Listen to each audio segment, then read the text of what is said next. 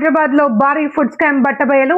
He's fast అధికారులు 825 కిలోల నకిలీ పన్నీర్ ను స్వాధీనం చేసుకున్నారు. 45 ఫుడ్ అవుట్లెట్లు, 8 తయారీ యూనిట్లపై దాడులు నిర్వహించి మోసాన్ని వెలికితీశారు. కూరగాయల కొవ్వులు, నాణ్యత లేని పదార్థాలతో తయారు చేసిన చీజ్ అనలాగ్ ఉత్పత్తులను అసలైన పన్నీర్ గా విక్రయిస్తున్నట్లు గుర్తించారు. మనం బయట తింటున్న పన్నీర్ నిజంగా పన్నీరేనా? మీ కుటుంబ సభ్యులు, స్నేహితుల ఆరోగ్యం కోసం ఈ సమాచారాన్ని తప్పకుండా షేర్ చేయండి.